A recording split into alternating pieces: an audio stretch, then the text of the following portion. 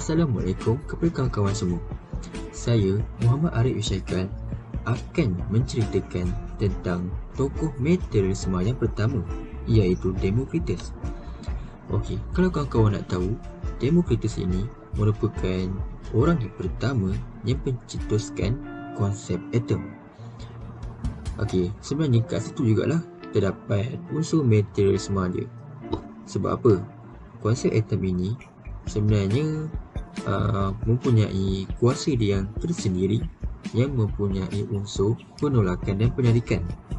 Jadi konsep atom ini telah mengetepikan juga sedikit tentang kekuasaan Tuhan, sebab atom ini mampu berdiri dengan sendirinya.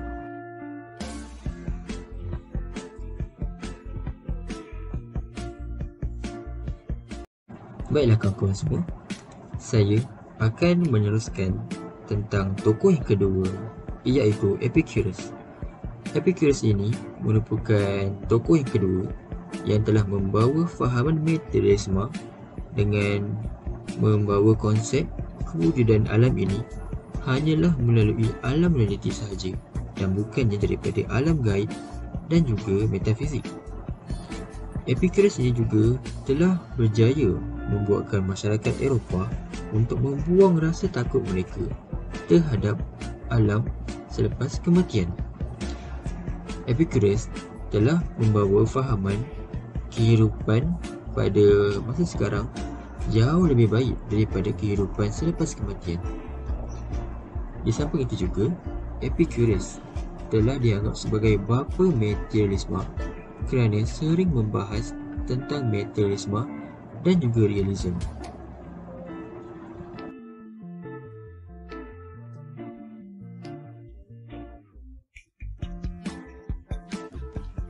Fahaman materialisme moden seterusnya dicetuskan oleh Thomas Hobbes. Beliau banyak berbahas tentang fenomena fizik dan menolak metafizik. Okey, Thomas Hobbes ini merupakan pemikir dan filosof dari England yang memperkenalkan fahaman empirisme, iaitu fahaman yang menganggap sesuatu hasil atau keputusan mestilah melalui pengalaman dan eksperimen secara panca indera dan bukannya maklumat teori, norma masyarakat atau asas agama semata-mata.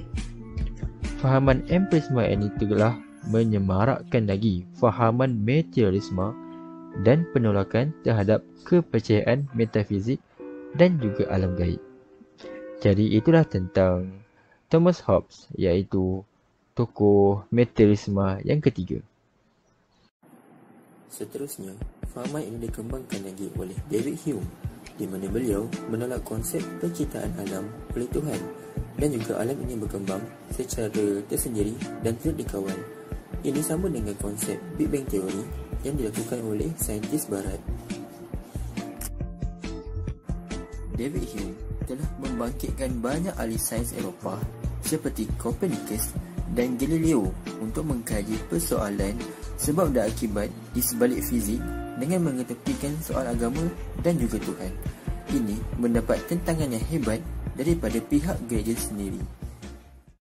Hai, Assalamualaikum. Saya Haziq. So, sekarang saya nak jelaskan kepada anda semua kuasaan Al-Quran berkenaan materialisme. So, jom kita mula guys.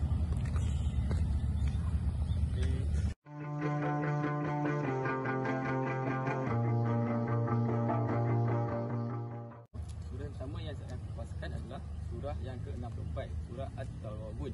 Surah ini diturunkan di Mekah yang bermaksud dinampakkan kesalahan. So, saya akan ambilkan ayat ke-15. Jom kita dengarkan.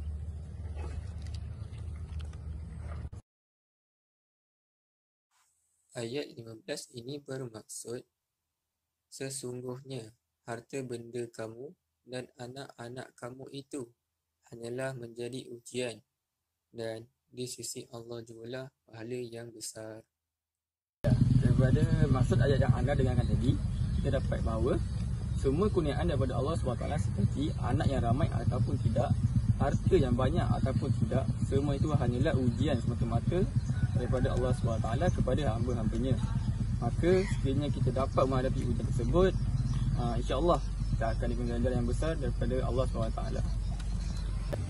Baiklah, surah yang kedua yang saya kupaskan pada hari ini adalah surah yang ke-92, yakni surah Al-Lail, bermaksud malam. Surah ini diturunkan di Mekah dan petikan ayat yang saya ambil adalah pada ayat ke-11. Jom kita dengarkan.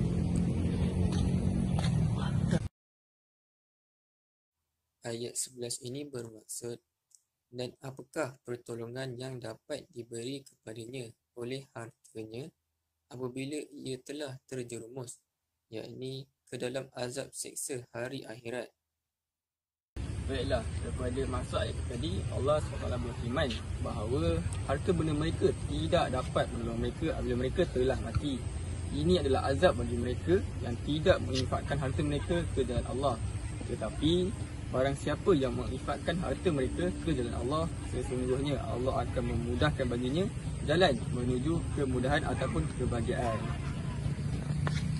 Baiklah, surah yang terakhir yang saya kupaskan pada hari ini adalah surah yang ke-102, yakni surah At-Takasur, bermaksud bermegah-megahan.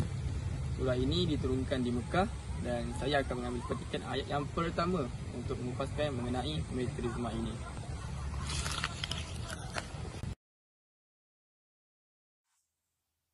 Ayat pertama ini bermaksud, kamu telah dilalaikan, yakni daripada mengerjakan amal bakti oleh perbuatan berlumba-lumba untuk mendapat dengan sebanyak-banyaknya, iaitu harta benda, anak pinak, pangkat dan pengaruh. Baiklah, surah ini menceritakan ancaman Allah SWT kepada mereka yang lalai dan megah-megahan dengan harta mereka.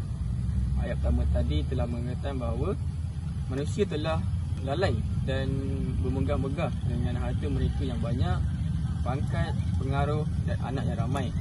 Jika dilanjutkan pada ayat yang ke-6 pada surah ini, Allah berfirman bahawa nescaya kamu benar-benar akan melihat neraka jahim. Ini merupakan balasan Allah SWT kepada mereka yang lalai dan memegah-megahan dengan harta dunia mereka yang banyak ini. Baiklah, kesimpulan yang dapat diberikan pada video kali ini adalah metrisma merupakan sifat yang tidak harus diamalkan dan dibudaykan pada masa kini. Sebagai umat Islam, kita perlulah sedar bahawa sifat ini hanyalah membawa kepada kebinasaan dan segala kurniaan yang Allah berikan kepada kita semua hanyalah ujian semata-mata. Maka infakkanlah sebahagian harta kita kepada jalan Allah SWT dan janganlah kita lalai dengan harta dunia sementara ini. Pada akhir kata, sama-samalah kita hindari sifat metrisma ini dan semoga kita semua di bawah lindungan dan diridai oleh Allah SWT. Assalamualaikum.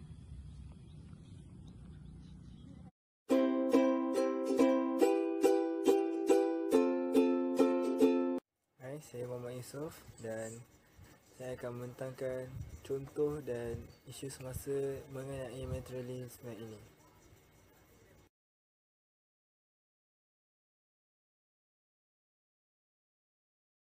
Hai, saya Yusof Besir Alamaya. Saya ingin membincangkan contoh-contoh materialisme. Jika dihayati definisi materialisme, maka dapat kita lihat bahawa masyarakat zaman dahulu dan masyarakat zaman kini banyak terpengaruh akan fahaman tersebut tanpa mereka sedari. Contoh pertama adalah kisah Qarun yang ditelan bumi yang diambil daripada Al-Quran. Qarun merupakan saudara kepada Nabi Musa dan merupakan seorang pemuda yang miskin. Satu hari, dia meminta Nabi Musa untuk berdoa kepada Allah agar dia diberi harta kebendaan yang cukup. Dan Allah SWT memakbulkan doa tersebut. Apabila Qarun semakin terleka dengan harta dunia, maka Allah perintahkan Nabi Musa untuk mengutip zakat dari golongan-golongan kaya. Tetapi apabila Nabi Musa tiba di rumah Qarun, ia dihalau oleh Qarun kerana Qarun berpendapat kesemua harta adalah hasil titik pelahnya sendiri dan bukan kurniaan Allah SWT. Akhirnya, Qarun yang tamak dan sombong itu telah mendapat musibah daripada Allah kerana terlalu mengejar kebendaan sehingga banyak membuat kezaliman. Pengajaran yang dapat diperoleh dari kisah Qarun ini adalah sifat yang terlalu materialistik akan menyebabkan seseorang itu menjadi sombong dan riak sehingga mengabaikan hukum Allah. Hal ini dapat dikaitkan dengan materialisme di mana seseorang itu hanya mengejar harta dunia sehingga mengabaikan aspek-aspek rohani dalam kehidupan seharian mereka. Contoh seterusnya adalah masyarakat yang mengerjakan sesuatu, sama ada pekerjaan, belajar ataupun aktiviti seharian dengan harapan untuk mendapatkan balasan, kebendaan ataupun dalam arti kata lain, masyarakat yang berbuat baik untuk mendapatkan ganjaran di dunia. Pada zaman kini, banyak berlaku hal sedemikian dan secara tidak langsung, perkara ini merupakan ideologi dalam fahaman materialisme. Masyarakat yang telah dididik dengan kefahaman materialisme tersebut tidak akan membantu atau melakukan sesuatu perkara yang baik yang tidak akan memberi mereka nikmat dan kebahagiaan, malah mereka menjadi gelap mata dan hanya bertuhankan wang dan harta dunia semata-mata. Oleh itu, kita hendaklah menjauhi perkara-perkara ini agar diri tidak terpalit dan materialisme.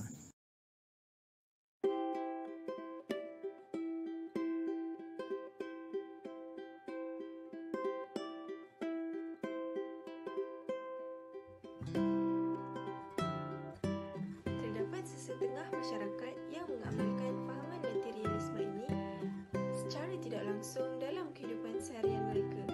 Golongan ini juga tidak menyedari bahawa segala pemikiran dan tingkah laku mereka adalah tergolong dalam konsep materialisme ini. Sebagai contohnya, terdapat sesetengah ibu bapa yang meminta anak-anak mereka untuk belajar bersungguh-sungguh sehingga berjaya dan akan dipandang tinggi.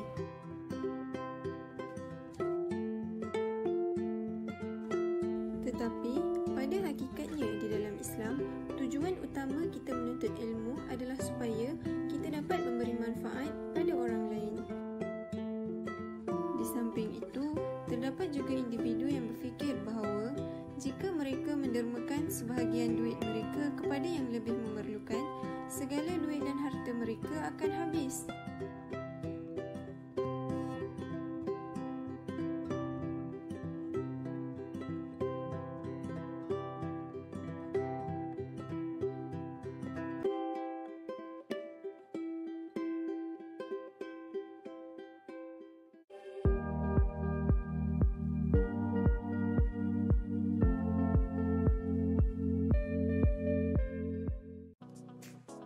Antara konsekuensi jika kita mengamalkan fahaman materialisme ini adalah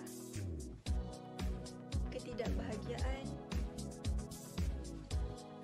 tiada jati diri dan juga cenderung untuk pertahankan perbuatan mereka agar status yang kaya dan berjaya tetap terjaga.